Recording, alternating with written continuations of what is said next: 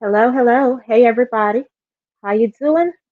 It's Bianca here. Hope you can hear me. And I'm going to go ahead and bring everybody in. I apologize for the small delay.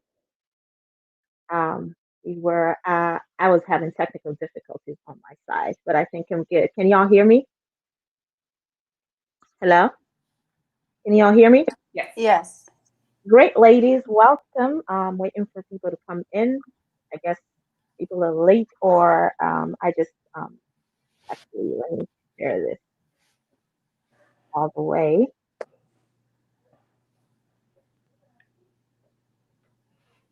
All right. All righty, righty. So welcome. I'm going to add Miss Sarah here. She is. Hello. Hey, Miss Sarah. How you doing? I'm fine. Hi, ladies. Hi. I'm just waiting for everybody else to come in. So Miss Sarah Duku, you can play us some music while we wait for everybody to come in so that we can go ahead and do the intro. We'll enjoy music from your end of the world today. Okay. I just have to put some TLC or something like that. Oh, that's nice. That's a nice throwback. Okay. Back in the day. It's nice. In our country, we used to have this show like at 6 p.m. called, used to be called Sundowner, Mhm. where we just um, listen to like nice, nice mellow music. So, how was your week, everybody? Great. Been great. Mhm. Okay, so while we're here, welcome everybody and all the viewers on Facebook, anybody who's on YouTube, we welcome you. Um, for those who do not know the people in front of you, there's Miss Sara Duku at the extreme right, Miss Sera Lubowa on the left, and Miss Yar Bukei on the lower right corner. Now, three of us, of course, are currently in Dallas, but Miss Yar is in H Town. We're just going to do a little recap of the news right now. As we all know, Texas is right back in the headlines again because of COVID. So I hope everybody's taking care of themselves. Not sure if there's a health professional within us here, but I think not. I'm not sure. But yeah, so that's one piece of news is the COVID is. So I'm not sure what school will look like. Everybody was expecting schools to reopen again, but let's see what happens.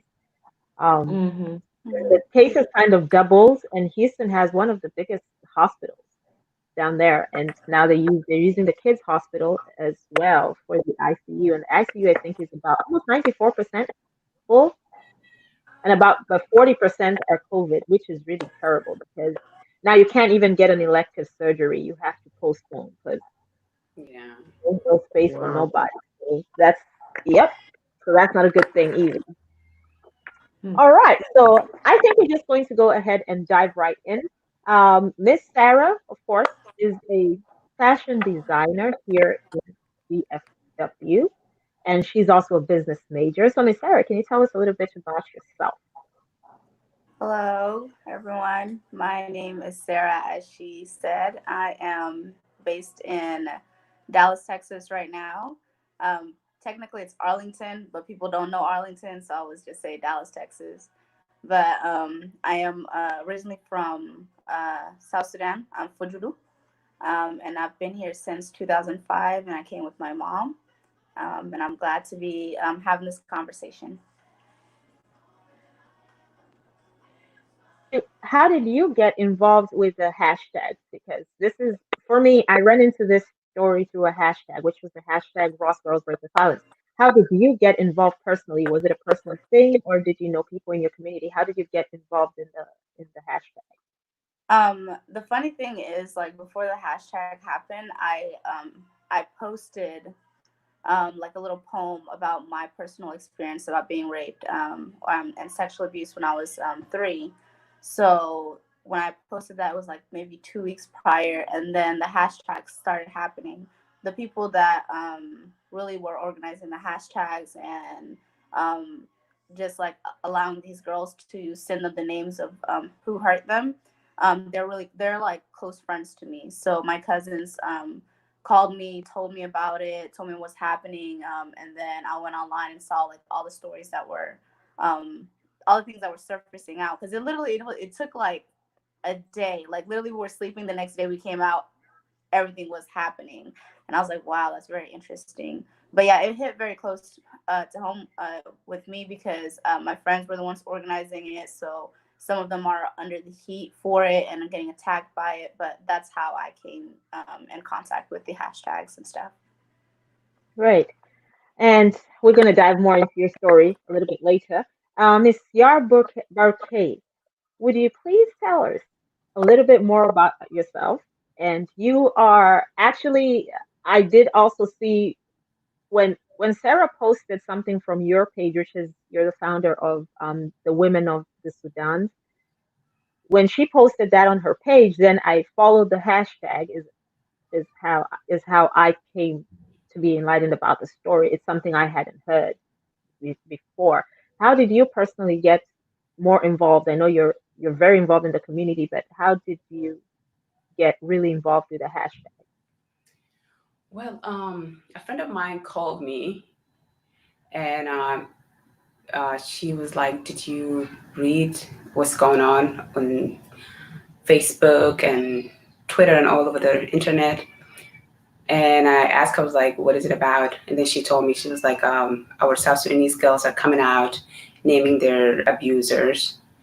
So of course, I'm very interested in South Sudanese issues and especially women issues. So I went in there and I was reading the stories and I was horrified. And I know a lot of, in our community, a lot of things people don't talk about them.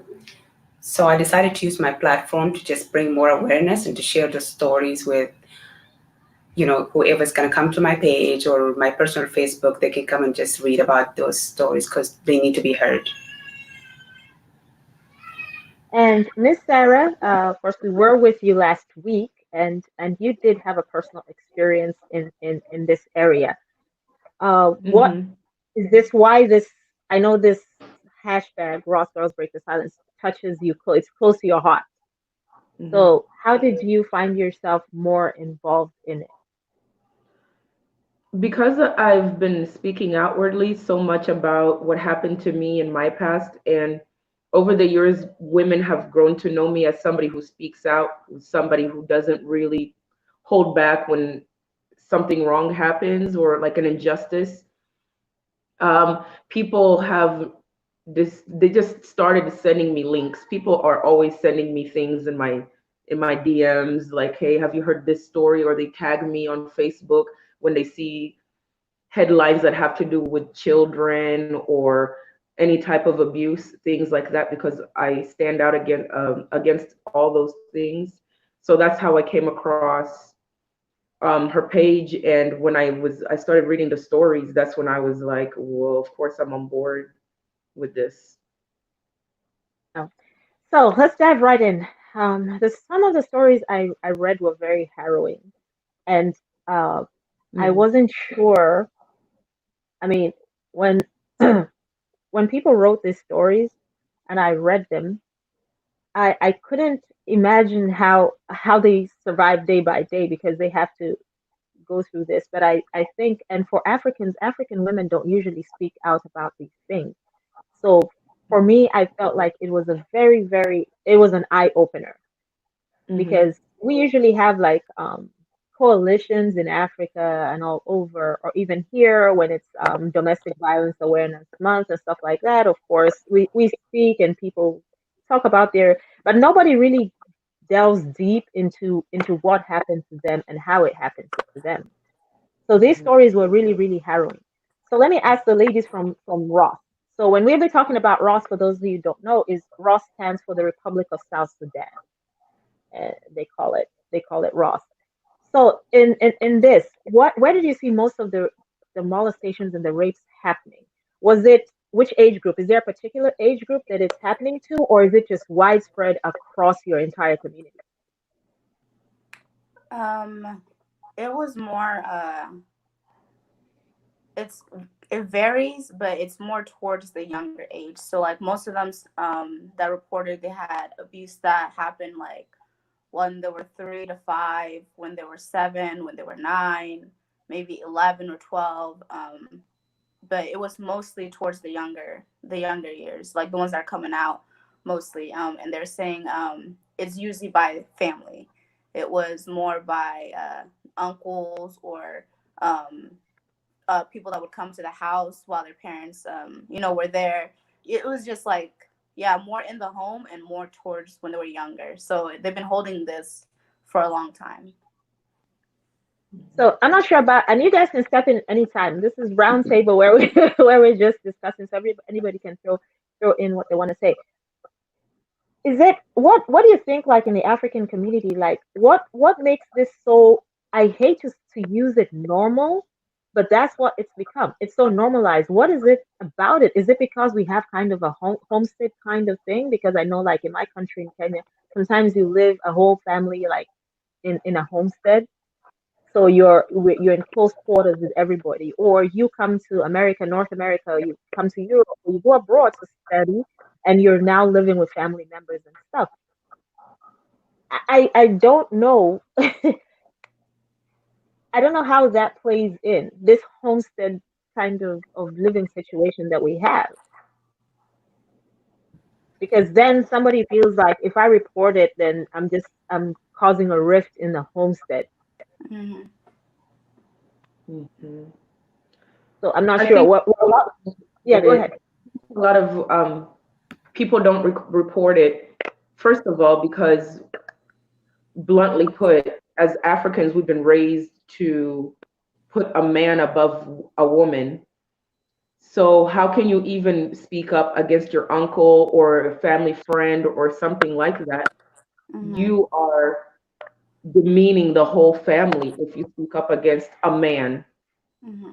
And then you're made to look, the victim is made to look like they're the people, it was your fault.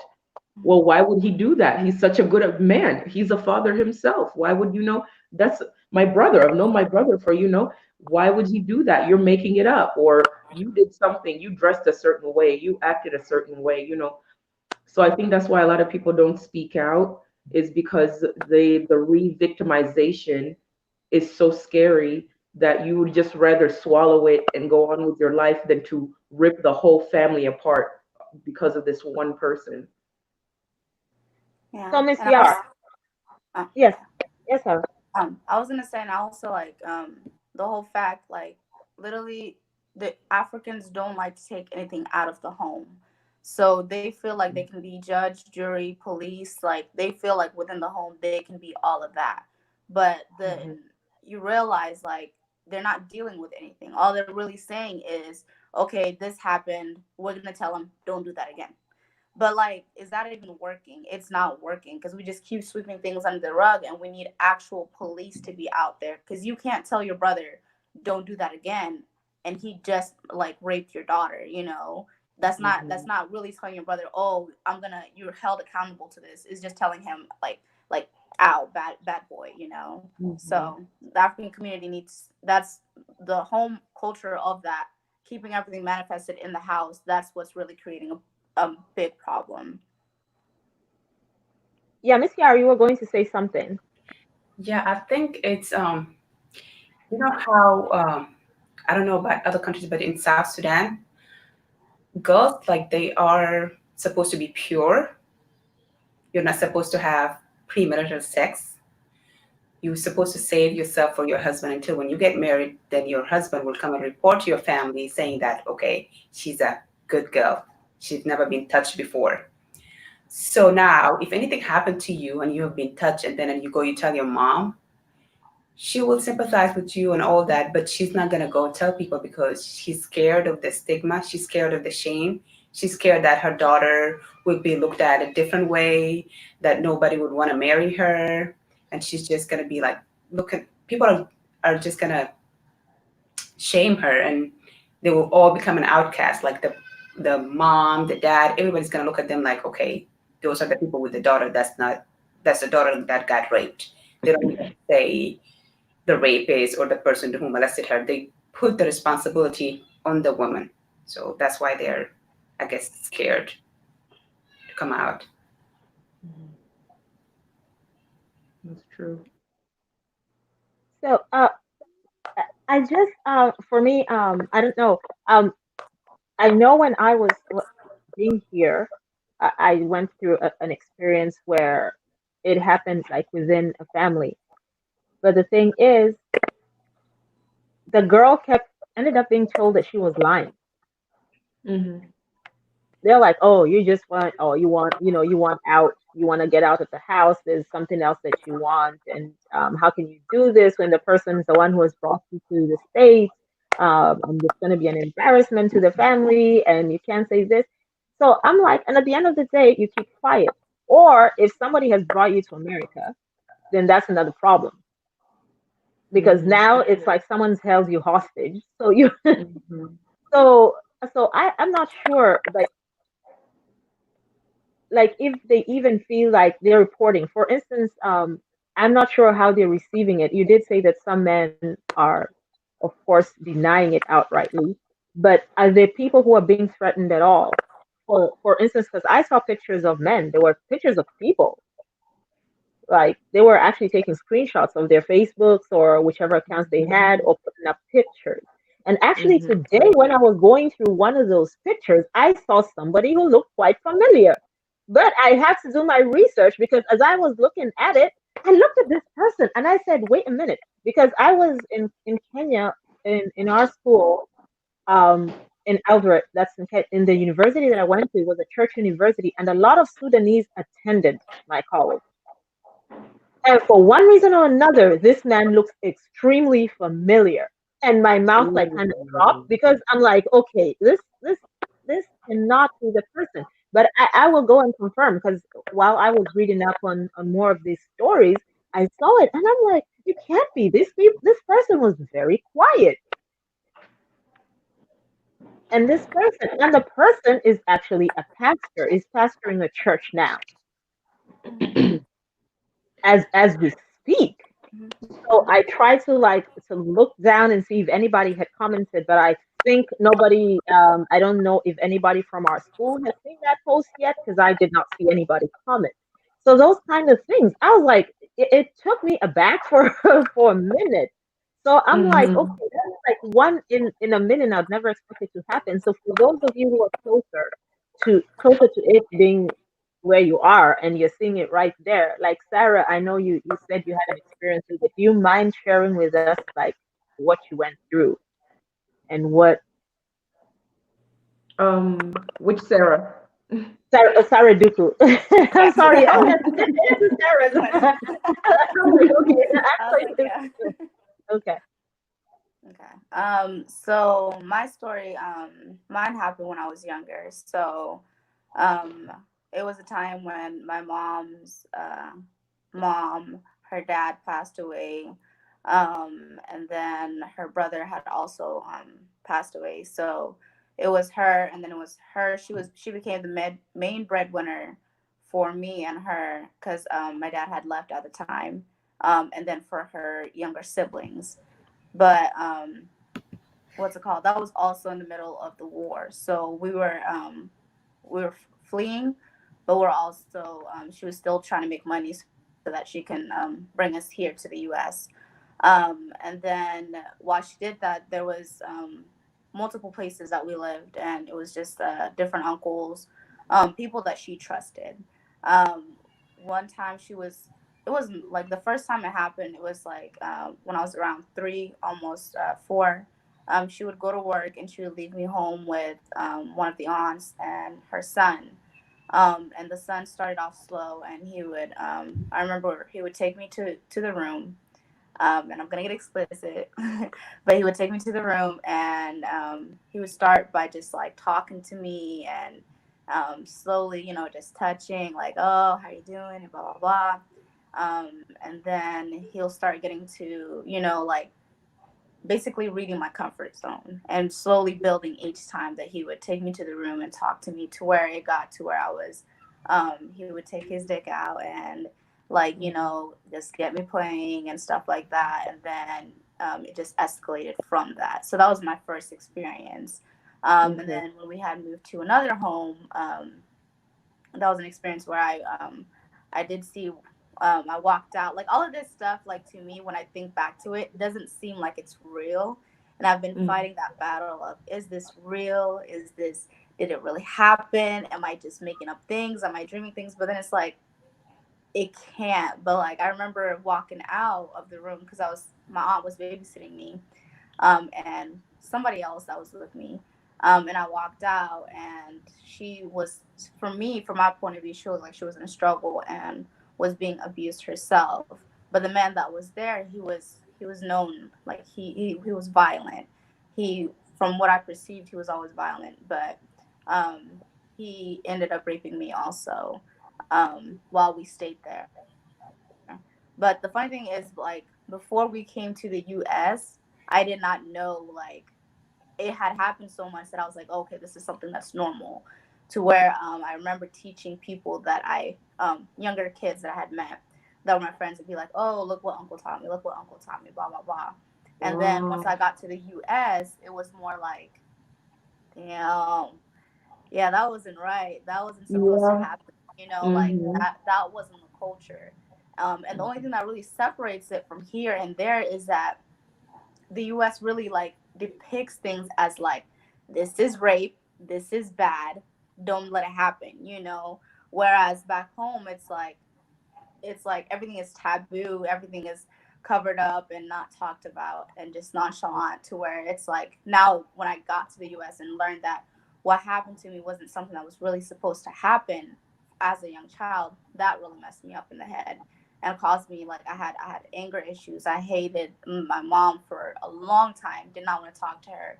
And then she sometimes would make those threats like, oh, I'm gonna send you back to home to Africa, and that was traumatic for me, to even where I ended up running away and living with my aunt for a little bit, because I was like, that was my worst nightmare.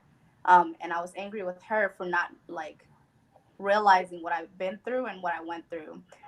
For her to say that she would send me back to a place that broke me, you know.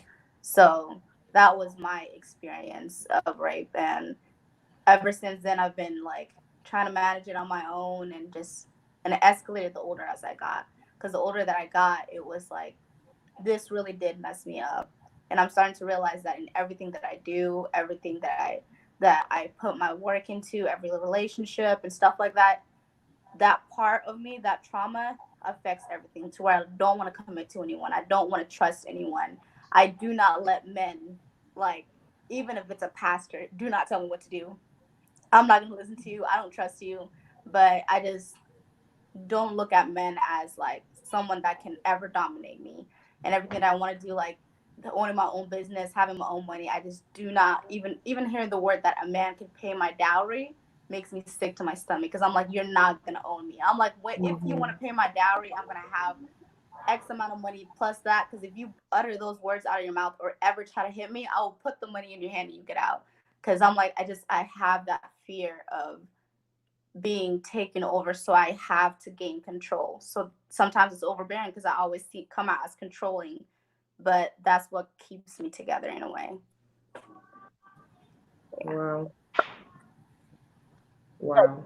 you are strong. Have you ever felt like, I don't, oh, have you ever felt like you need to confront him, The funny thing is, like face to face and look at him and be like, okay, like, if I could remember the faces, that's yeah, the hardest part. If I could remember the faces, then I would actually have a little bit, just, I feel like I can just calm down or be less fearful, because I don't remember the faces, but I remember every action. And that's why I fight with that aspect.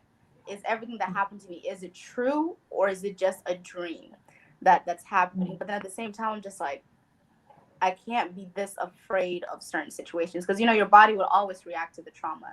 So I was yes, like, I can't be this afraid, but I don't remember their faces. And that's why that threat of sending me back home really messed me up, because I'm like, I don't know who did it. I don't remember the face. So I could be sitting on the lap of my abuser, cackling and serving him and you tea and don't all this know. other stuff, and not even know that that's the person that messed me up in the first place. And probably the thing is, I think it's just like women, like how we block stuff. I don't know about the rest of you here. You know how sometimes like some stuff happens to us and we just block it. Mm. So I'm not sure Mhm. whether that's what happened. And sometimes they say like your whole entire body, your system kicks into gear where you kind of just like uh, let it just get over and done with, and I just move on. Mm. Mhm. I know, but man, I am so sorry. I can't even begin to. I can empathize, but I'm not even in that situation. I can't even begin to. But I know, like Sarah, the other Sarah, did kind of talk about it as well. So she Mm. was also young. For her, she was, I believe, Sarah, you were six years, right? Yeah, I was either 5 or 6 years old. I remember the whole scenario. It was so clear. Um,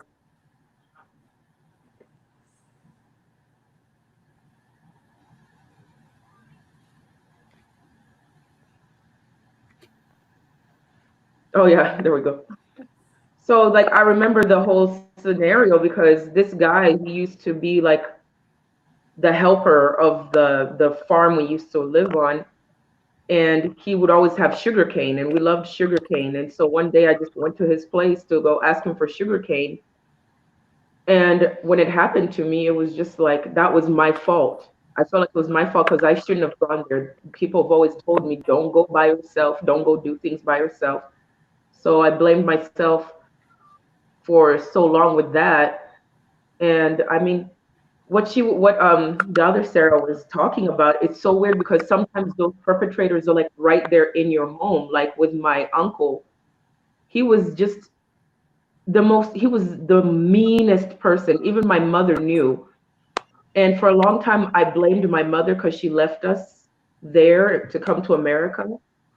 And she was like, I was just like in my mind, how can you leave your precious babies with such a violent person? You knew he was violent. You knew he was messed up all those years. You witnessed him being messed up. But can you hear me? Yes, I can. Okay. Like you knew, okay, you knew he was messed up, but you know, you left your children there. He was abusive, like physically. He would beat up my little brother, kick him across the room. I mean, like he was beating up my older sister. I found him doing things to her sexually. He tried to do something to me, and you know, I put a stop to it. I told him I was gonna tell my father, but and then I like they put him in jail and for something, but it was just you these people are sometimes are right under your nose, and I have two little girls. Even my little boy, I have to watch out to make sure that nobody ever does that kind of stuff to them. Man, huh, I think you froze a little bit, Sarah, but I hope the camera Mhm. comes back. Then Yeah. we can see that.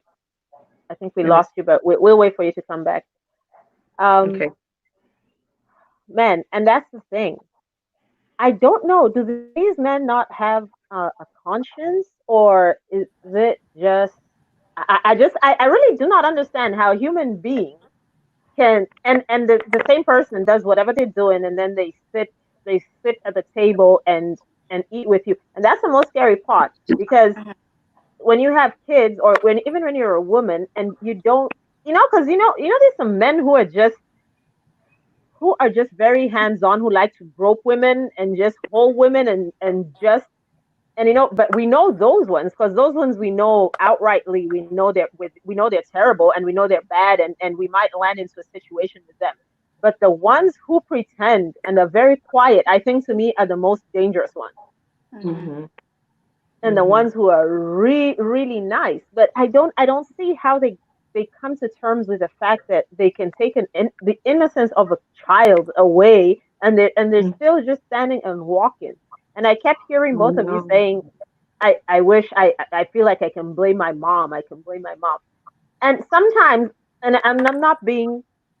I think sometimes mothers have this thing. African moms, Mhm. African moms have this thing where they are so focused on making us so perfect like turning out a perfect girl child, that Mm, they do not even think. They even say, okay, you don't dress this way, do this way, hang out with this kinds of people, go to church and do this. But no matter how hard you try, they need to understand that men are men. They're beasts out there. But women, mothers, I think, are so focused on creating a perfect child that they do not see, like in their head, they do not have the foresight to see if their child. I don't know if you feel that way. I feel like that's how African moms sometimes are very passive. mhm, Like I think mhm, they're very passive in nature. They're just so stuck in trying to make a child grow a certain way that they don't keep their eyes or their radar open. I'm not sure. For us, our younger generation, probably we have a little more hope because we're more alert and we know the system. I don't know. That's a personal opinion. So you all can chip in on that one. That's my personal opinion. I just feel like because that's how they were raised. They Hmm. didn't have, Oh, I am so sorry. Keep going again, Yar. I'm sorry.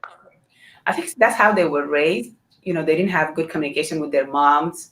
So basically, how they were raised, they're gonna come and do that with their daughters, and that's how the cycle continue because they don't know how to communicate. They just kind of acting like I'm just the boss. I want to make sure everything is okay, but I don't want to get to the little details. But I'm pretty sure if any mother would come and sit with her daughter, ask her, how was your day?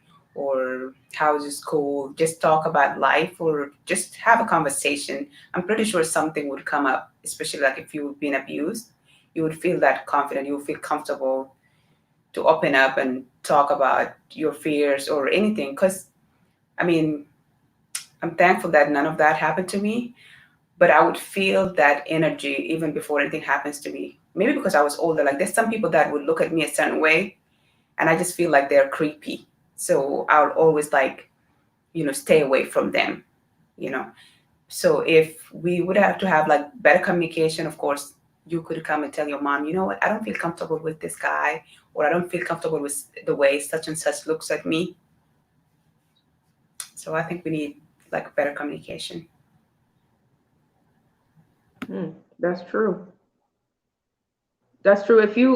If we make our daughters or our sons, because it happens to boys as well, if us as mothers, we have to break that cycle. We have to break that African chain or that stigma where girls are not supposed to speak up, or you're not supposed to let your girl child or your child speak up about those types of things, because a lot of African kids are terrified of their parents. They just want to respect their parents so bad that they don't open up and share their emotions about things, and that ends up really harming them, and then they in turn grow up to be the same type of parents too. So if there's a way you can break that chain to where you make your children comfortable talking to you about anything, sit down, even if it's every day for just a little bit, and say, hey, how are you, what's going on, what did you do today? Like, I always ask my daughter that, like, hey, what did you do, what happened here, all these different things. That way, so I can encourage her to be more open with me. And I think that's one of the major problems that African parents have, is a child should be seen and not heard, Hmm. or sometimes not even seen. A lot of times, I'm taking care of you, I'm the parent, what I say goes, and how dare you even speak up about certain things. Hmm. Yeah, and just if the fear is like taken away, and the funny thing is like with African parents, they feel like they're protecting us or helping us from not like keeping us young, and focused Hmm. by not speaking on certain subjects. But the funny thing is the schools teach us everything, and Hmm. then not even just the schools, our peers end up teaching us everything. So it's like it's one of those things where parents are just gonna have to start trusting themselves and realizing that it's the African parents and realizing that it's okay to speak about sex, it's okay to speak about drugs, it's okay to speak about certain things so that your kids understand and not come off in an aggressive way. Because like Hmm. what my mom would say is, don't do anything stupid. You don't want to ruin your life, and that's basically Hmm. saying don't have kids. Hmm.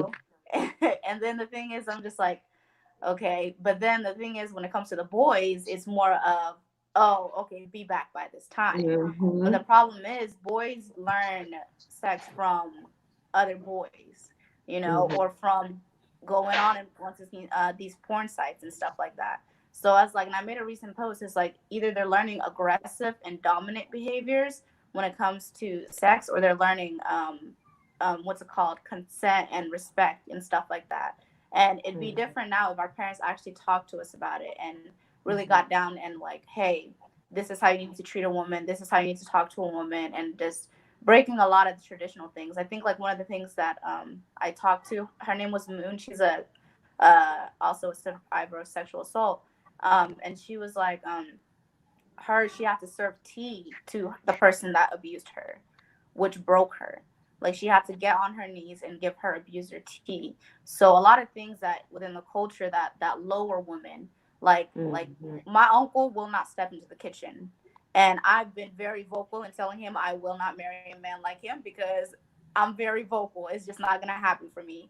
Like that's a lot of things that we need to break. Like if a woman is not just a woman's place in the kitchen, a man needs to be in the kitchen too, because first of all they're gonna end up going to college and now they're stuck not knowing how to take care of themselves, you know. So it's just like realizing that women and men, they're both humans and they both need respect, but having that factor of a woman needs to get on her knees and serve men tea.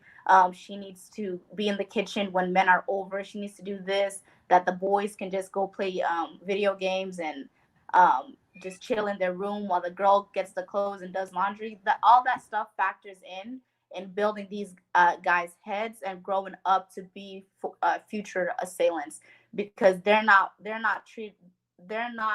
um, treated with higher like regards or value in their life. And most guys feel undervalued. Sudanese guys feel undervalued because they're just thrown to the side and like, hey, do your thing. Whereas they focus on the woman, we're like, okay, you need to learn to do this, and that. And it might look sometimes like it's good for the guy, but some of them do feel like, why don't they care about me as much as they care about the girls? Mm-hmm. But there's a lot of factors that go into it. Mm-hmm. Yep. Yeah, and I know, like for instance, there's in the countries that during times of war, uh, there's rape, like rape. There's rape within the context of war, and I know, like in your country, and most of the African countries have experienced some kind of conflict, either tribal war or conflict factions between countries. Do you think that the war played a part in exacerbating this idea of rape?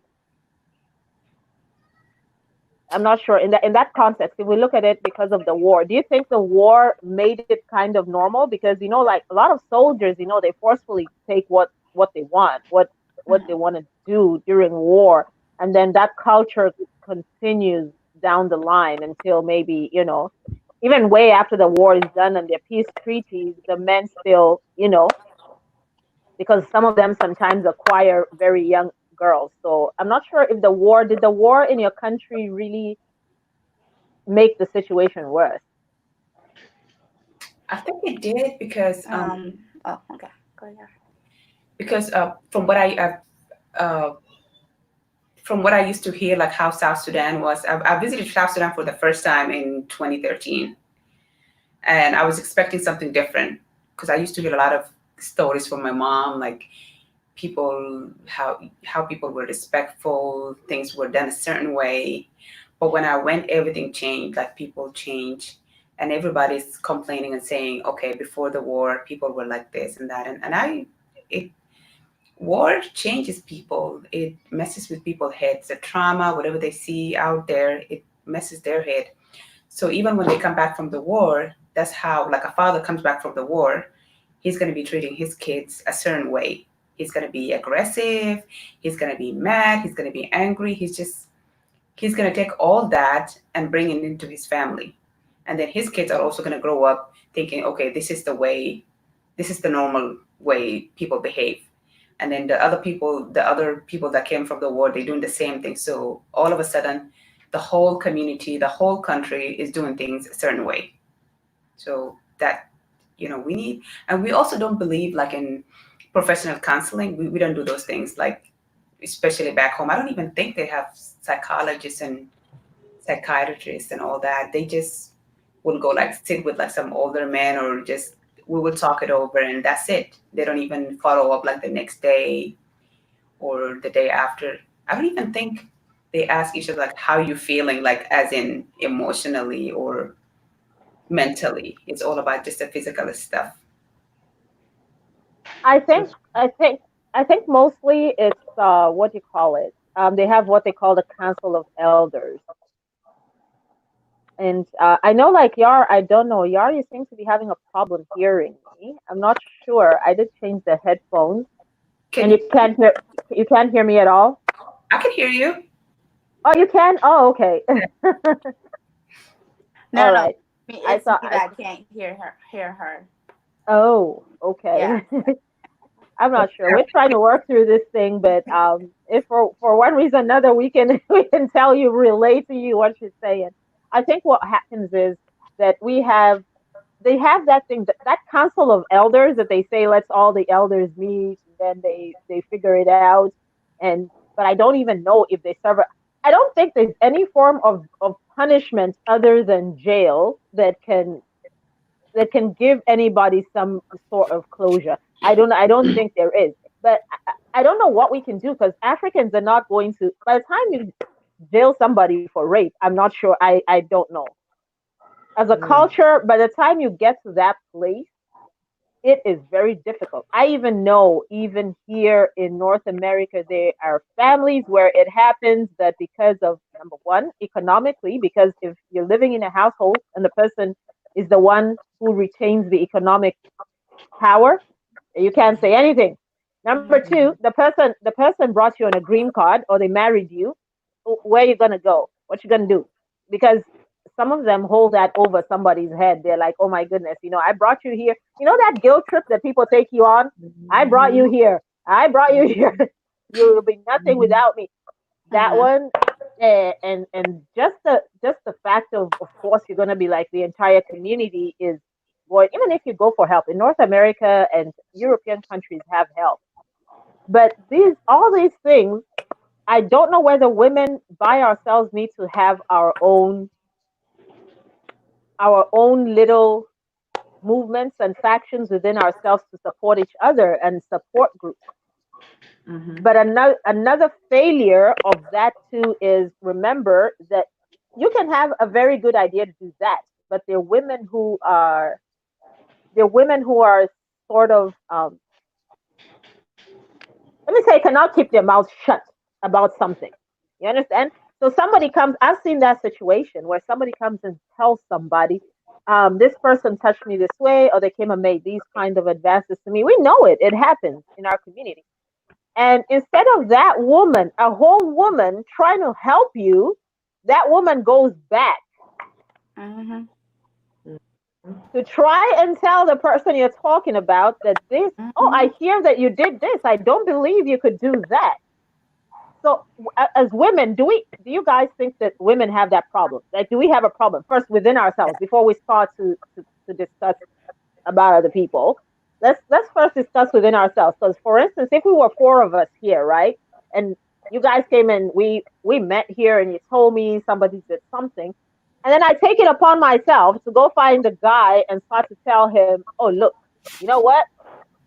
Heads up, they're either probably coming for you or something's gonna happen. And I don't think, maybe you're not wrong. Maybe she's like this and she's like that. And of course, you always hear the thing of, oh, that girl's always like that. I do not care if somebody is a walk in the street. I don't care if she's a woman of the night. Rape is rape at the end of the day. Mm-hmm. So I'm not sure what your take is on that. You guys just jump in here. Yeah, it looks like women are just gonna have to form coalitions. We're gonna have to form these groups where we can really trust in each other and really hold each other accountable. If somebody in that group goes out and starts opening their mouth or saying bad things or dogging out the woman who's in need, that person is out of course, you can't do that. If you're trying to advance, you can't be trying to bring each other down at the same time. So I think these groups need to be formed by women who are trustworthy, or even anybody. You never know who can contribute, because when it came not just to that, but when it came to other things, I did notice that the people that I went to for help, they turned around and they attacked me. And they made me look like I was the perpetrator, like I was the one who did something wrong. When I'm like, I'm the one texting you, I'm the one calling you out for help, I'm the one sitting here asking you for help. But now you're turning it around and you're going around talking about me, and you're going around, So that's a thing that women, we really, really need to stop that. And I always tell my friends who are my friends, if you talk to me, you're talking to me. I'm not talking to other people. What you're telling me matters to me. So you have my trust. And if I break that trust at any time, please hold me accountable to it. You have every right to be angry or retaliate in however you want, because I broke your trust. So we need to start doing that more as women, where we can really rely on each other or form these groups. Exactly.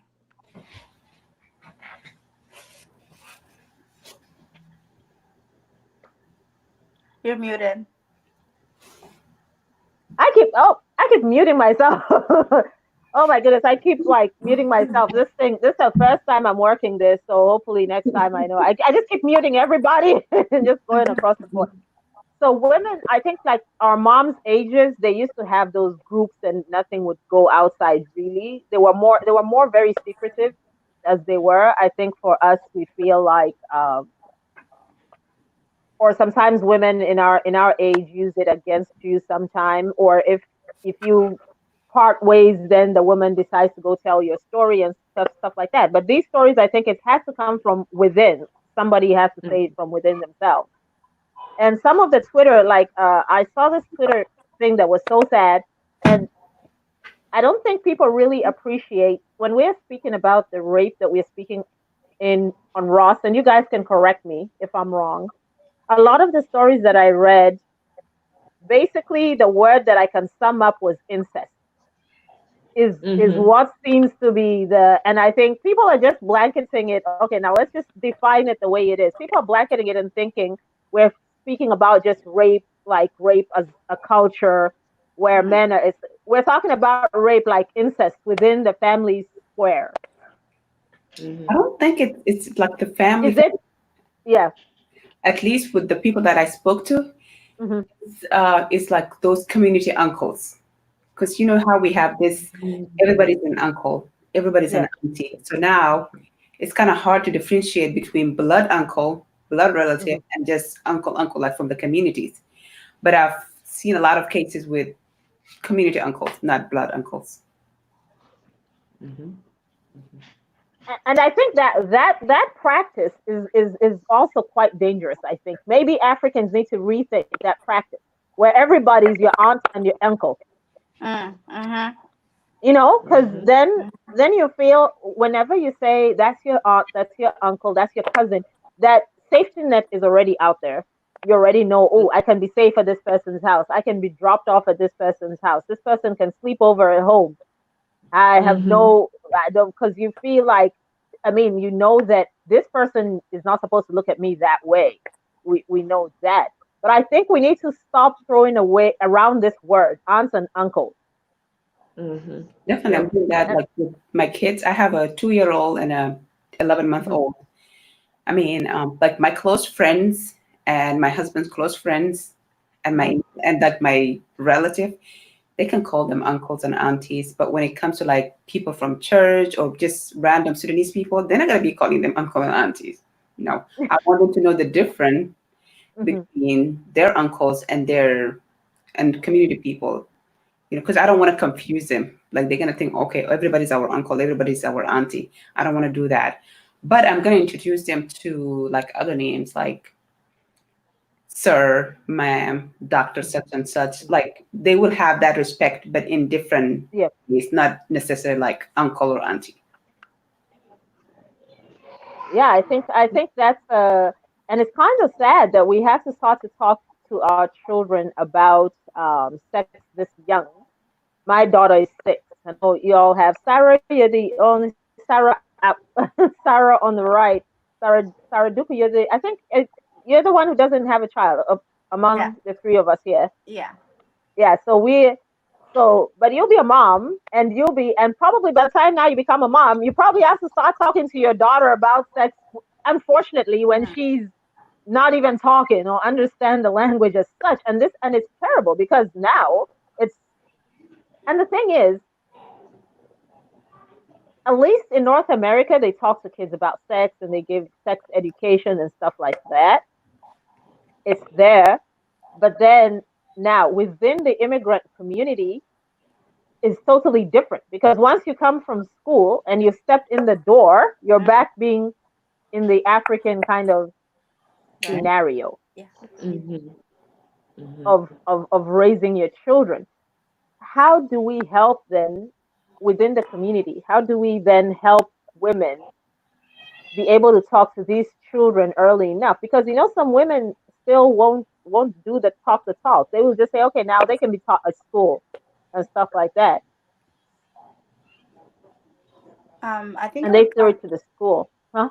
I think it would come with actually like having like actual meetings with women, like in whatever area you are, or just group conferences where we can sit all the mothers down, give them papers, give them pamphlets, or whatever they need on how to talk to their kids about sex and just the correct way, and talking to these younger ones about how to tell somebody to stop when they're coming at them, and how to speak to the mothers when they feel threatened and stuff like that. Because I've looked online, and there are like little books that have, okay, you can sit your little kid down and be like, um, you can first start off with, has anybody ever touched you here, ever touched you there? And then it goes on to, if they were touched, if somebody was coming at them, they were like, no, don't touch me. Like, they're very loud and vocal about it and stuff like that.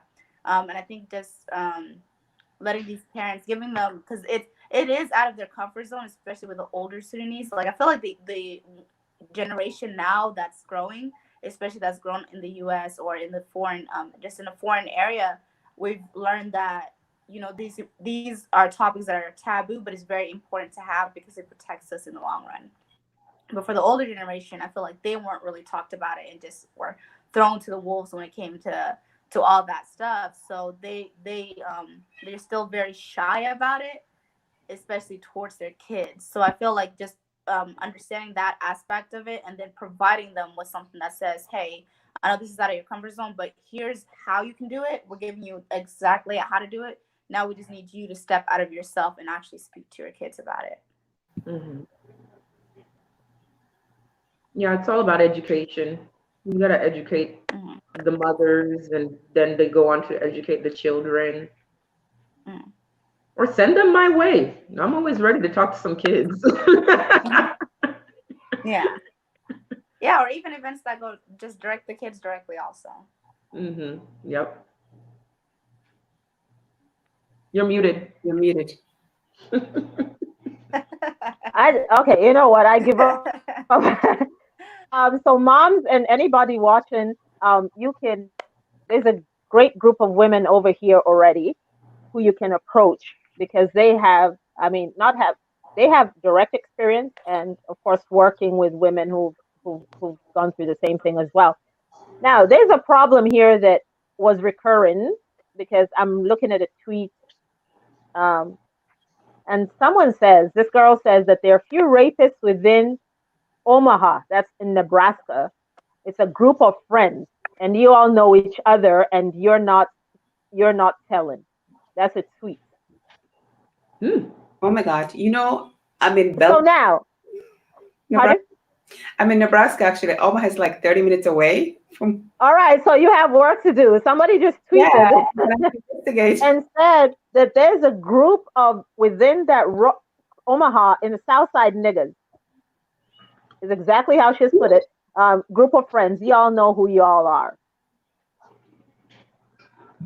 So now here comes the thing. Now, these men who are being hidden within the community, how are they going to be flushed out? Because there are two scenarios that can happen. Let's be honest. Once these guys Mhm. are flushed out, because that's basically let's talk about now here, like in Europe. Like let's say you're abroad now. Let's speak a little bit on our side. If we report them, of course, the law doesn't take kindly. The law has no time limit. If you can actually prove in America, that's a good thing. You Mhm. can actually go through, of course, go through counseling or whatever. And of course, if you out them publicly, then I mean, there's the shame that's attached to it as well. But of course, what's going to stem from that, I'm pretty sure. Let me not say I'm pretty sure. I'm going to say pretty sure with caution is that it may turn violent in some scenarios.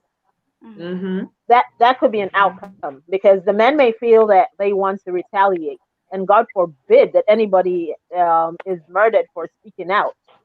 But how then do we address this in a very tactical manner where they can be flushed out and still face justice in some way? Ooh, that's hard. Yeah, that's very That is a hard. case by case. It's case The by case. yeah, Everything is subjective. There's no like one like just blanket yeah. solution. Because the problem then Ooh. becomes they report them. It becomes, is Mhm. the police gonna protect them? Is their family gonna protect them? And then there's a lot of cultural pride. So then it's like you were saying, first they're gonna attack. They might attack her, like, why'd you say this? Why would you do that? And then especially with the whole African, we don't really know. We don't. I feel like we don't understand the law, so we understand like our own law of keeping quiet, but we don't understand like the police system. So it Mhm. might become like, why would you take it to the police? This is gonna mess up our family. This is gonna do this. This is gonna put you on the record and put you on the system. Because that's what they're worried about. What they're really worried about is being on the system and having their name out with the police and stuff like that. So they just don't want to associate or even get into the whole police thing like that. So then it becomes like, how does one girl go and fight a battle that's much bigger than her? Because putting the guy out into shame, now the guy's family, which I've noticed, it's not even the guy's family, it's even the younger girls within the guy's family. Whereas now it's like, how dare you talk about like this about my brother? You are out on the streets and stuff like that. So it's becoming a very hard thing because the people that are saying go ahead and talk are the same ones within the younger community that are going back and say like, you can't say that about my brother, you can't say that about my cousin. But it's like, you Mm. can't Mhm. you can't tell people to come out and then feel and then guilt trip them. So for the younger ones now, it's becoming more scary because it's like, if they come out, especially against, say, their friend's brother or their friend's cousin or something like that, now within the actual younger community, they're being put as someone that's like, oh, you seen her party all the time, getting wasted all the time, Mhm. blah blah blah, like Mhm. that. She's always in these clubs messing around with guys. She actually asks for it. So it's like there's so much pressure that goes into coming out, and I think that's why a lot of them are just staying anonymous, and that's why the list was created. Because if anything that they can do is bring shame socially to these guys, but remaining anonymous keeps them from losing a lot, because it feels like they'd be losing much more than gaining, because they would try to lift that burden off of their shoulders of saying, okay, now I don't have to carry this, but now they have to carry all the backlash that comes with it, and it shouldn't be that much backlash that's coming at them, especially for the younger community, when they were the ones that said, hey, come out, we support you, and now you're attacking someone because it was somebody that you knew, you know? Mhm. So, yeah, it's a hard question. Yeah. Yeah, and someone here was saying in one of these stories that said that they're living among these guys. Some of them have been like before they raped the women. Some of them were like kind of drugging them and getting them drunk and Wow. doing all this. Did you come across some Mm-hmm. of those kind of stories? Mm-hmm. Yeah. Because I saw a few. So not only were they going a step further, but now getting them drunk and getting, so that means the practice still continuing. Okay, so they're brazenly just doing it. And there's actually a pastor here, another pastor who's been outed for sexually abusing a 9-year-old at the age of 9. This lady actually put the picture up of the guy, and then she said that it was I think a religious leader or something. But when she told the elders at the time, is what they did was they held a meeting at church, and they told her to forgive and forget. Go ahead, forgive the guy and forget. Can you really forgive somebody for assaulting you? Is my question. A whole Never. pastor. No. Add it. The whole person that's supposed to lead you to heaven. My uncle ended up dying, and I remember last year when my mother told me, "Oh, your uncle died," and then she showed me a picture of his funeral. I remember the first words that came out of my mouth was, "Oh, thank God." Thank God. He is wiped off of the face of the planet, and I can't even believe he had a wife and children, and I think one daughter. And I was like, yes. I can't imagine the hell that his wife and daughter must have gone through, because this man was pure evil. I was like, oh my gosh. To me, I'm sorry, but when somebody does something like that to a child, I just feel like they need to just be wiped off the face of the earth. I'm not saying go out and do it, because there's no way that these people, most of the times, they cannot be rehabilitated. They are attracted to kids, period. You're not gonna tell them don't do that anymore, and they won't do it anymore. It's just, they're just made that way. And that's like, I don't know if you can put them in some kind of jail. There's a place in here in America, it's a pedophile prison that I just saw a documentary about. I But I personally don't think even know. I Go personally think ahead. they should. I personally think they should be castrated. I have no middle ground. Hmm. Hmm. It's just that's just Because about it's it. a child. It's someone that's young. Literally, they I have just know. and you go after them. It doesn't make sense. And then it shows you how bad the community actually is, that they would take a girl into a church and tell her to forgive a whole pastor. And then it's like, are you looking at the big picture that he can potentially rape much more girls within the community? You know, that this is just a little fire that you just basically told him, like, it's okay for you to do this. It's okay for you to rape our children.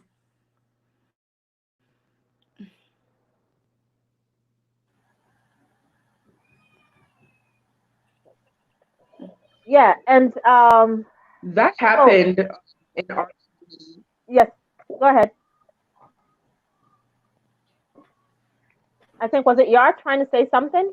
Yeah, that happened in our community, where there was a pastor. He was a popular pastor. Oh, okay. And they forgave him, and they set this pastor free. I mean, they had a him, but then at the same time, a few later, I find that pastor at a party, at a community gathering, and he's just, everybody's hugging him, just like, oh, nothing ever happened, and everybody's children are around him again, and they're hugging him. I was like, wow, like, you guys just gonna let it go just like that?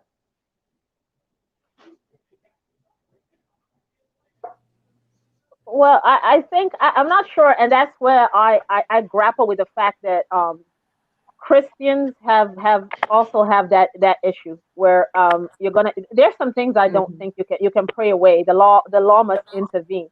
I don't think if you're a Christian then you say, okay, let's go to church and we're going to pray about it, and then the person gets baptized and then they're forgiven. No.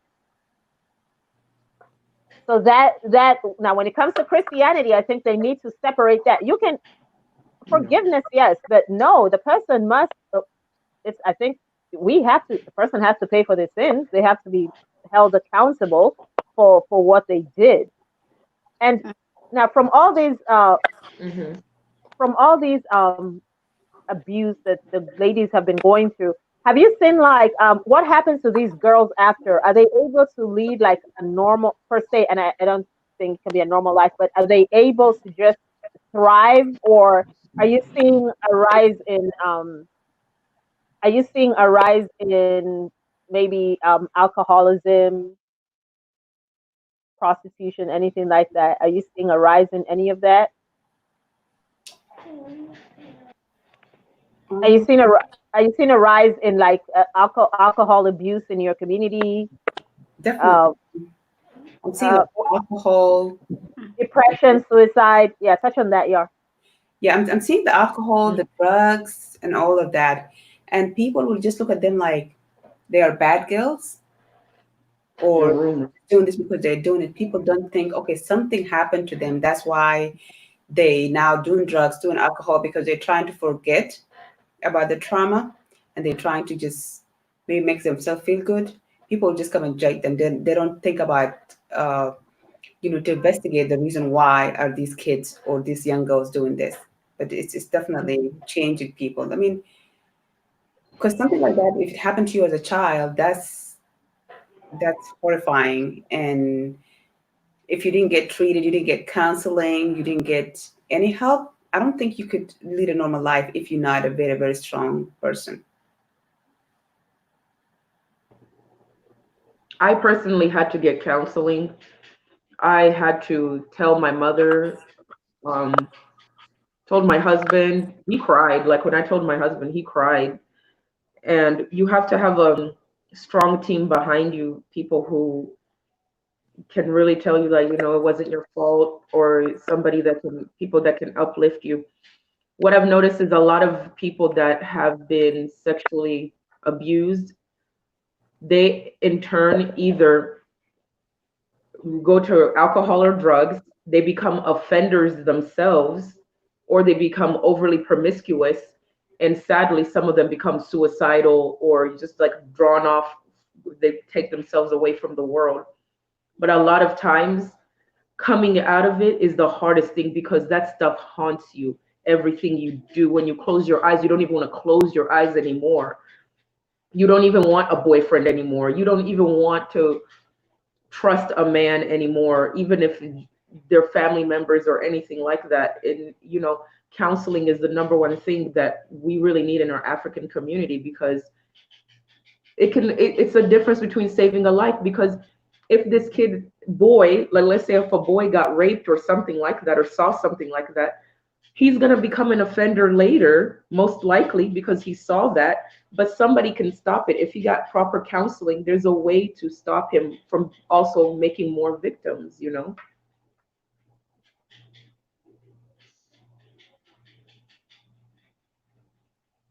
And what about the men in the community? Because have they been silent about the issue in the Ross community? Have the men spoken out? Have you found any men who are really backing you guys up? Oh, yes. Yes. There's one guy. I met him at an event called South Sudan Unite. Hmm. He I forgot where he lives, but he does work with girls and actually getting them lawyers, actually making sure that they are in contact with the police and just getting them through the actual legal aspect of it. His name is Bandek. He's on Facebook, but yeah, he's actually going out of his way and telling these girls, if you are ready to take legal action, come and we'll actually take you there. Like there's some guys that are coming out and like, oh, we support you and all this other stuff, but I think it's more important for these guys to start talking to their friends, their uncles, just the elder men, and actually tell them, hey, this is a problem we're having in our community. Our girls don't trust us, and how are we gonna fix this? Because if the guys are coming out and talking to us, it's like it's just more of consoling. It's not fixing the problem. For the guys, they need to step out of their way and actually start having events or having Zoom conversations with other men and be like, hey, this is something in our system that needs to change. Because again, these boys are watching their fathers, and most Sudanese fathers, I can't speak for all fathers, but most that I've seen are not setting a good example for their sons in a way of how they need to treat their wives and they need to treat their daughters and stuff like that. So they need to start talking to these men, especially the elders, and start telling them like, hey, your sons are watching you. and watching you dominate your wife. So that domination right there is already something that's pierced in their mind. Now you combine that with everything that they're learning daily, that brings in the factor of more rape that's happening within our community, more silenced voices, because they already have that dominating aspect of it. So I just want men to start stepping up. I thank you for consoling us. I thank you for telling us it's bad, but now turn around and talk to the guys, and especially these young ones, and be like, this is not something that you do. This is not something that's cool to do. It gives you no meaning in life. It literally just makes you a bad human in general to even try to do that with, to a woman, and then teach them the different types of consent, because I feel like that's another issue that's happening out there, is that these guys, when they go out, they'll go out and they'll see a girl that's wasted out of her mind, and then try to be like, oh, okay, let's do something else, other stuff. They know it's wrong.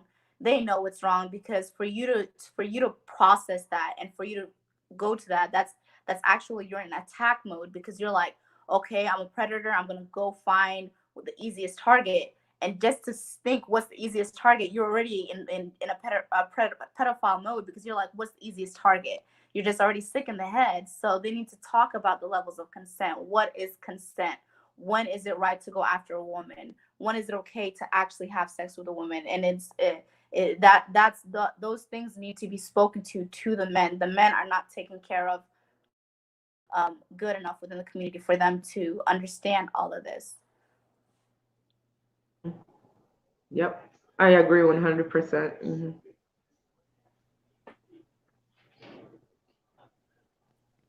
I think I like that you brought that up, Sarah. The other Sarah, we used to do a lot in the entertainment world. The nightlife is brutal. That one I know.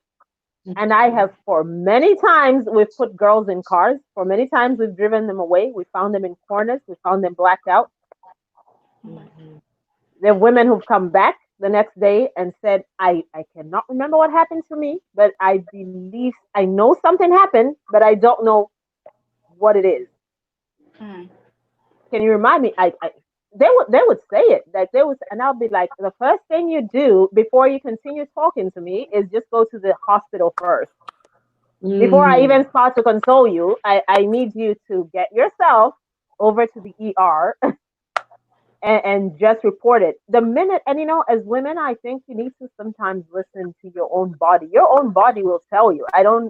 No matter how passed out you are, or if somebody drugged you, you can feel it. Even when you come to, you can feel it that somebody has. And I think this culture of in the nightlife, I know the nightlife can overwhelm you. And believe you me, I understand what you're saying. There are guys who will purposefully. I have seen people spike other people's drinks in the club. I have seen it happen. You step away from your drink for 2 minutes, and it's done. And these are fellow Africans, by the way. We're not even. I'm talking about African clubs. Mm. We've seen it happen. We've seen it happen, but it's become such a normal thing. And sometimes, and what I usually hear guys say is, "Oh, we know that one. She's easy. Oh, we know that one. She always comes to the club. She's always high. She's always high. And I'm like, these men." So, like, what you're saying is, yes, the men in the community have to step up. But the thing is, they're silent. They're still the same ones in their little corners. When they meet together, they're always like, "Oh, we know that person," and they're giggling. And they do not take it seriously. By the way, they do not.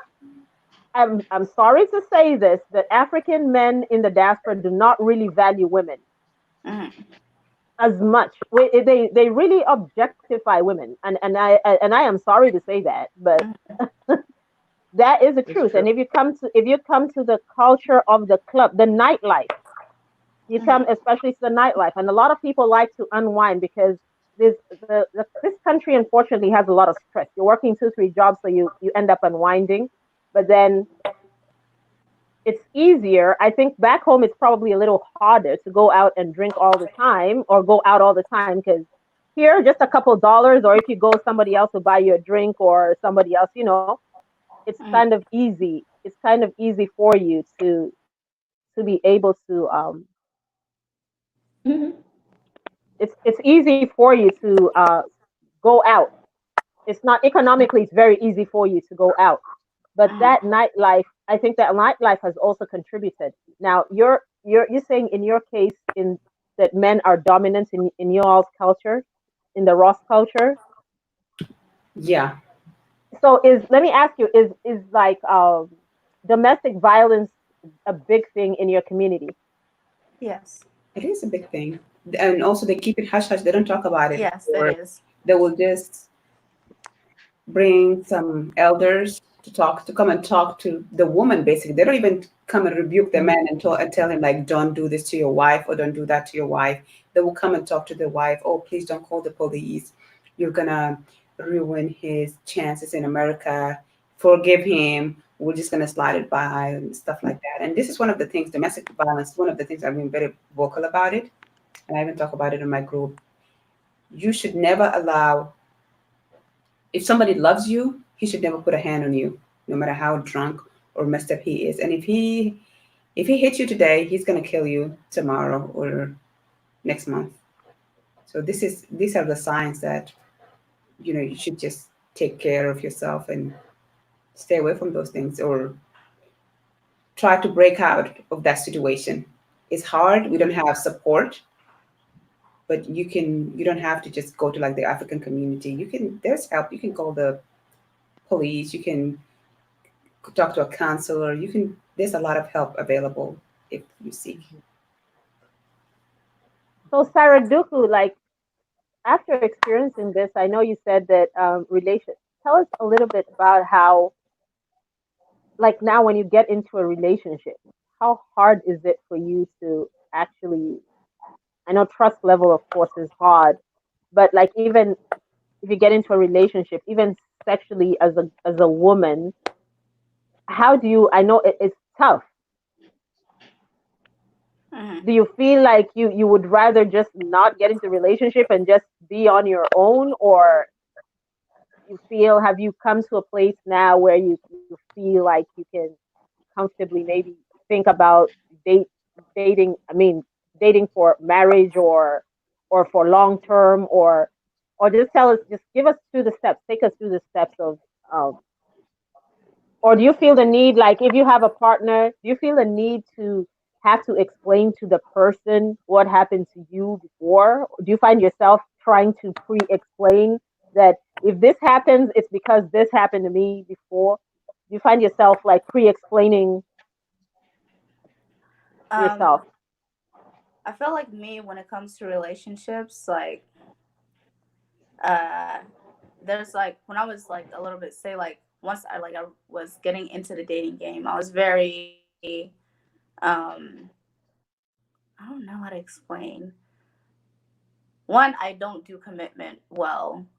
I do when I get with someone, I do see the long term, but I don't know if I want to be in it long term, because I get very hesitant. But that has to do more with leaving aspect because my dad left, so I was just like, I don't want to get with someone and then they just end up leaving, or give someone my time and they end up leaving. But like for the actual like my experience with the trauma is when I go to someone, I want someone to love me and I want them to be there all the time. Like I look for someone that like one thing that I always like if I prayed about is like God, I just need someone to hold me, and I didn't have when I going through all this before like I really came out was like, hey, this is what I've been through. Um, I just wanted someone to be there to hold me, to cry with me, to tell me it's okay, to just make me feel better and make me feel like I wasn't alone and going crazy alone. And then I remember one person that did date.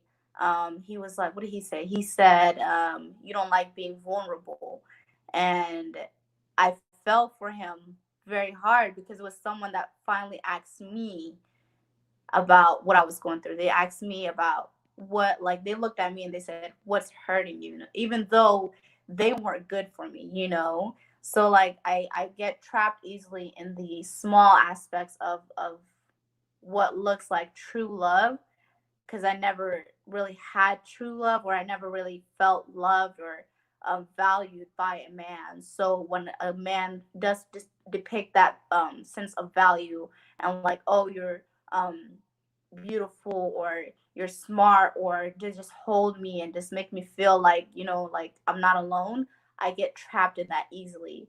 But then I also run away from that easily, because I don't want to get comfortable in having someone be my everything when I can't be something for myself. So that's why, like, and that led to the aspect of why I need to start going to like counseling and all this other stuff, because I'm learning that my issues and my trauma is affecting my everyday life. Miss Lubowa, Sera Lubowa, how have you been able to deal with? I know you said that your husband did cry along with you, so I'm sure you had to relive the situation. How hard is it for you, like every time, like if for instance you're trying to motivate somebody that they can go, like if another woman comes to speak to you about the experience, how hard is it to relive that moment? You know how you keep, because you keep rehashing it over and over when you're telling somebody, it's like, you know, it keeps just playing in your mind again. Is that better for you? Does it help you? Is it helping you heal better? Do you feel a little comfort when you speak about it?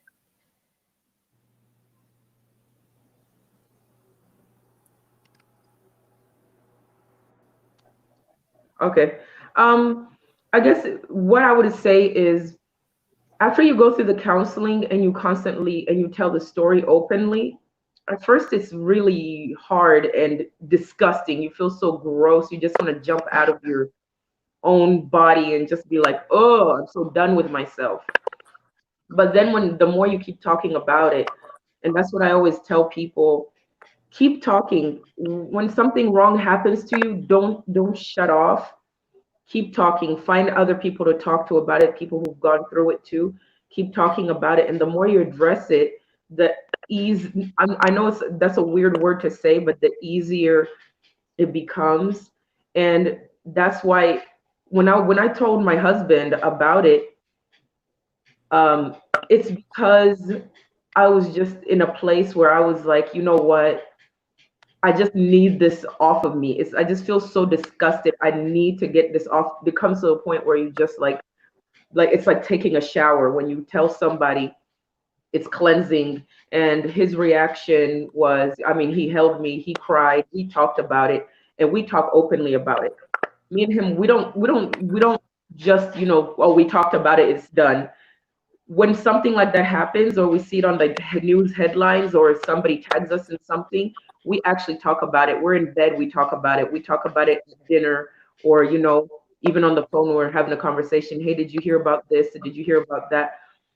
To where he has become an advocate, where he's one of those guys who will tell somebody, hey, this is wrong. Hey, man, don't treat that woman that way. Hey, just because she's like that doesn't mean you should do that to her. So I feel like the more that we talk, the more healing you bring to yourself, and the more that you can go and help other people.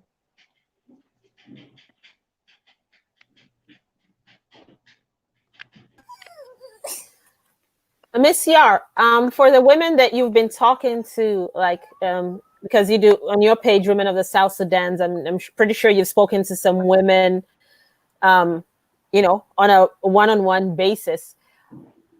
What is it that you feel they want to happen? And of course, a lot of people, of course, the first time when I saw this, and I saw a lot of people commenting about it, was why did they have to use social media? Why did they have to go on Twitter? Why did they have to do? But social media is, how else would they have wanted anyone to fix the situation. We can't write an article about it. I mean, articles have been written. How many documentaries have been made on this? There've been thousands of documentaries made about rape, and and nothing really happens. Once the movie comes out, everybody's aware for a minute, and people talk about it, and they forget. And I think the hashtag generation. I like the hashtag generation because they can be vocal, and you really do not show your face because you can write anonymously, or even if you show your face, I mean, even if you write personally, there's that sense of, oh, I've let it out. So Miss Yar, when you're talking to these women one-on-one, what's your general feeling of what they want to happen? Where do we go from here? Of course, after the talking, after seeing the stories, and of course more will come up as we go the days ahead here. What is the consensus They want generally? What do you want us to do, and how can we help you as a community? Because this is not only, it's just that the women of South Sudan were strong enough to write about it collectively as a community, and I think it goes across the board in Africa, and it's still happening right here where we are abroad. So where do we go from here, Miss Ya? Guide us on we have to what have we should go. we have to have these, not just a conversation. We have to work to change these things that are happening. We have to stop normalizing these kind of things and just take it seriously, because a lot of people that were disagreeing with us coming out on social media and saying those things on social media, they wanted to do it like the African way. They wanted to do the sit down and the talk, but these talks didn't do anything. So why do they want us to go back to this talk? We want change. We want those people to be held accountable. We want these people not to go ahead and just, keep repeating the cycle in the community, like, abusing girls, and people are just going to be quiet. We want them, if a guy molested some child, call the police. Let them handle it. Because if he goes to jail, then his buddy that was doing the same thing will be scared. He's not going to turn around and do it. If other people heard about it, they're going to be scared. If other women heard about it, they will have the courage to come forward and also report their abusers. We just have to, we're not in the villages.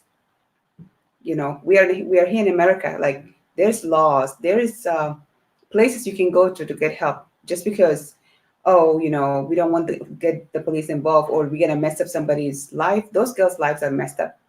It doesn't just go away like that. So same way they messed up those girls' life, they also, their life need to be messed up because they brought it into themselves. They need to be held accountable. Yes, I agree, and I hope that one of these days, we can actually have a sit down face to face with the men as well, Mm-hmm. because we need to see what their perspective is, because they, as we know, silence speaks. Silence is usually louder, and if Mm-hmm. they're being this silent, if they don't have we don't have the backing of the men, and I'm not sure how far we can go with it. I forgot to touch on this, so that before we close, to touch on pregnancies amongst the community. What happens to the girls who are really young and they get pregnant, or even if they're not young and they're not married yet, and then they're molested, raped, and they get pregnant? How does the community handle now the pregnancies? Do they opt for these women to go through abortions, or do they opt to keep the children and raise them as part of the family? How does it happen in the Ross community? How do they tackle The funny the? thing is, Mhm. I actually have there's someone that is close to me that had a story like that of, I believe, their father, or was it their uncle, that abused her. She ended up getting pregnant. Um, the family and everybody knew about it, but yet she was to keep the baby and had it, and now they're raising it. So the whole community and the family knows about what happened, but everybody's just silent about it. It's like it happened, let's move on, and this is someone that's popular within the community. So it's just like, ooh, okay. So yeah, they just left it. They didn't want to bring people in. They didn't want any legals in it, even though she's messed up right now. She's messed up in the head. She's um abusing drugs and all this other stuff. Um, but nobody's addressing it. And then the funny thing is that the whole attacking the victim thing, they'll turn it around to where they're like, well, why is she on drugs now? Why is she doing this? Why is she hanging on the cliff? And the funny thing is, like, y'all all know why. And then the sad thing is, like, there's a whole child that's a constant reminder of what happened and what was swept under the rug. Like, it's literally manifested. Like, if you want to speak about an elephant in the room, that is the elephant in the room. So now the kid is going to grow up a little bit messed up. The mother is going to grow up a little bit messed up. The surrounding family is going to be a little bit messed up, all because they wanted to keep everything within the community and not actually pursue legal matters to the actual issue because it was a brother or it was a son or something like that. That is terrible, because now what I mean, how do they term the child? I mean, how do you raise this child? Do they call the child now, like, I don't know how someone can I'm not even sure how someone can live in such a situation. I think this is where possibly, if there's a way that women or the community as a whole can come up with a safe house. Are there any safe houses? Like, let's talk about abroad in different communities or in different states. Then there probably safe houses or some type of, living accommodation where these women can now go. Because, for instance, that girl is living in that situation that you're saying, right? Mm-hmm. What are the odds? And the thing is, in our community, we have doctors, we have lawyers, people who can offer these services for free, Mm-hmm. So we really have to find a way of doing this where we can come up with some sort of safe houses, or churches can open some kind of safe houses, or places where these girls can then be taken, and then they can start the correct, like, professional healing process, plus, of course, emotional support, and figure out how they're going, because that girl living there is not going to solve anything. Mm-hmm. And the thing is, it's gonna have to be like, for these people that are like to create the safe houses, because it's something that I actually am looking into. It would have to be by younger, not even younger, but just more vocal people that are not afraid, women that are not afraid of backlash that comes with the community. Because the problem is most of the elders are afraid of backlash. They're so worried about keeping their pride and just not being the lone wolf in the community that they would put everything to silence. So it literally has to be like people that are very vocal. Like, if a man comes up to you, why are you doing this? Why are you doing that? You have to be vocal. Like, my uncle tells me daily, you're going to marry someone like me. You're going to marry someone like, I'm not marrying someone like you. Like, it's not going to happen. Once you start learning how to treat women right and actually learn how to get in the kitchen, then we can talk about it. And you have to be vocal. And the thing is, no matter what, it's going to be perceived as disrespectful, because this is not something, like you said, woman's voice is something that's silenced within the community. So for a woman to just speak up and just say something, especially for a young person to get up and say, oh, they did this to me, of course she's going to be attacked. And we have to get used, especially the ones that are starting to create a safe route. We have to get used to being attacked and being like attacked, because that's exactly what's going to happen. It's not going to be something that's easy to do at all. Well, change always begins with baby steps. So, and social media is a good thing. So, we began by speaking about it, and other people are speaking about it. So it's just, I think it's time to come up together with like-minded people.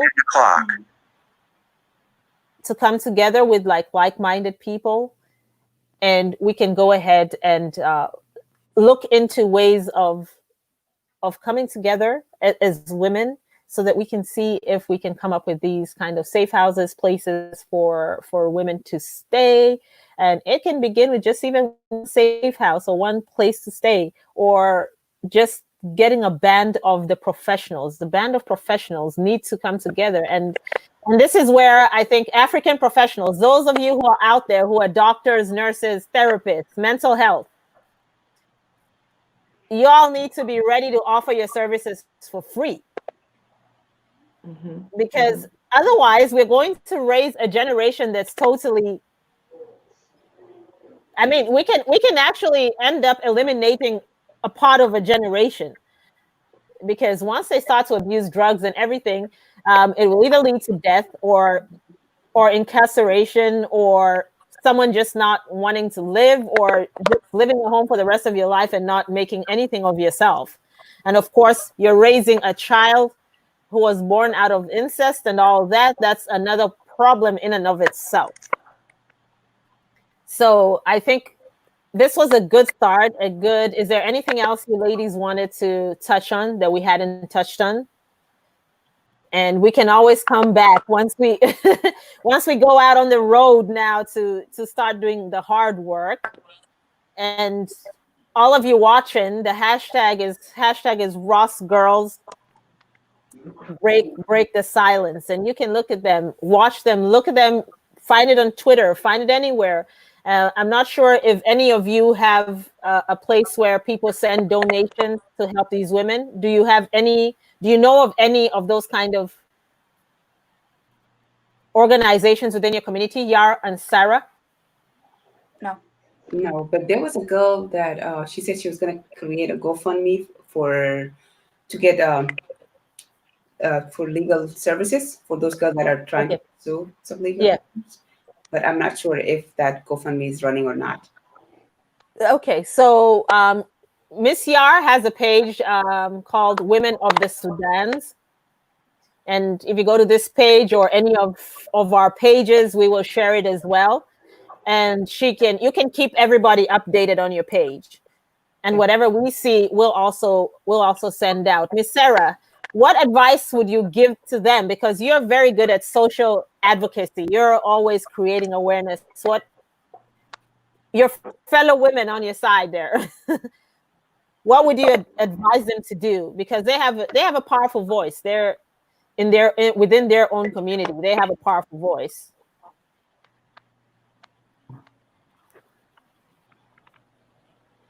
Which Sera? Lubowa. Sorry. Oh.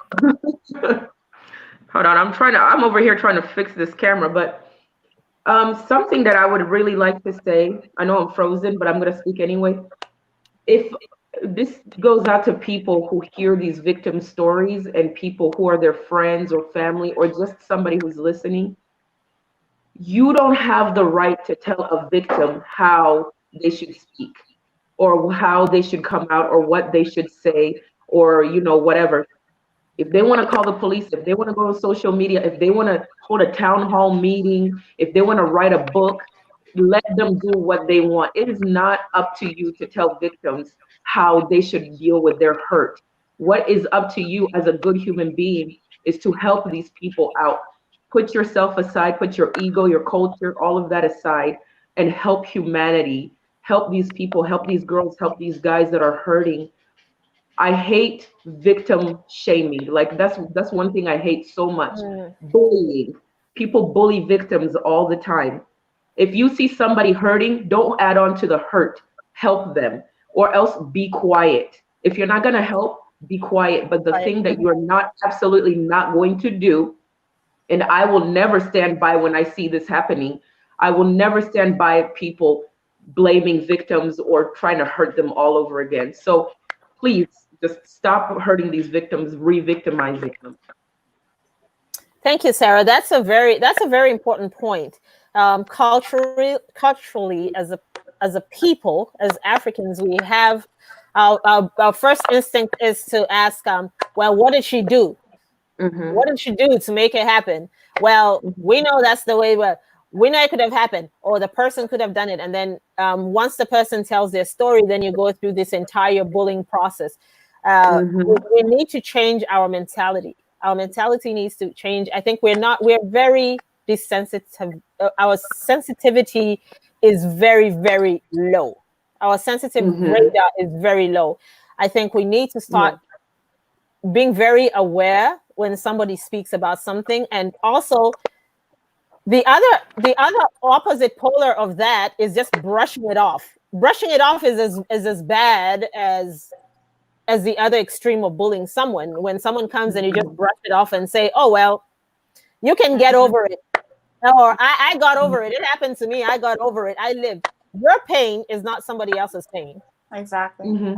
Your pain is not somebody else's pain. You can never equate your pain. And that's one thing. Like, you hate when people victimize people. This is what I hate people.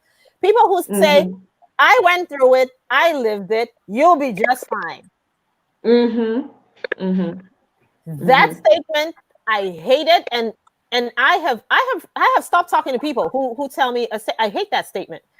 And I've refused. I've had to check people who tell somebody else when somebody's crying. They're like, yo, well, toughen up. Some of us have gone through worse. Toughen up, tough it out. No. By the time a victim comes to tell you their pain or their story, first of all, that for them to open their mouth and even speak about it is a battle uphill in and of itself.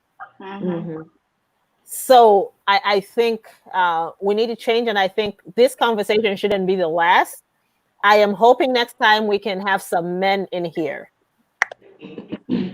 If we can grab some men and then kind of say the progress of what has happened and see what happens in next 2-3 weeks. Let's see if any change will happen, and we can come back and report or come back and see what else needs to be done. Is there anything else, ladies, that you wanted that we forgot to? Basically, this roundtable was an introduction to the issue. For those of you who are not well versed in the issue, I would have never known about this issue. This is how you may think that the hashtag is trending. It's probably trending in your community, because I would have never known about it if I hadn't seen it on Sarah's page. I had never heard about it. Never. And I'm someone who professes to be all over the internet, but I did not see it at all. So from one person to another, and for anybody watching today, go ahead and spread the word to somebody else who may not know it. And if there's anyone in the community that you know that it's happening to, please go ahead and alert your local authorities, alert your community. If you're not getting any answers, go ahead and call up a friend, talk about it. If you can't do anything, write it in a letter and just drop a letter off somewhere. You know, writing helps sometimes. You can write, if you're not brave enough to speak it, write it and give it to somebody to read. But do not, and I hope that from this discussion, and I'll continue talking to these wonderful ladies, the two ladies from Ross. This is my first time. I had never met them until and I thank them so much for being gracious enough to come and tell their personal stories, which I know it's very hard. Even Miss Sera Lubowa, for her to open up, is very hard. I think this is our chance as a young generation to make sure that the cycle, they say the cycle continues, but I believe the cycles can be broken. And the only way the cycles can be broken is how hard the people who were in that cycle work hard enough, how much tenacity they have to make sure what happened in their time doesn't happen to the future generation. So ladies, this is the beginning of a lot of talks that we're going to have. And unfortunately, COVID is here. But I hope and believe and pray that once it's over, a town hall can be held where these issues can actually be addressed one-on-one, face to face. I believe it just needs to be done.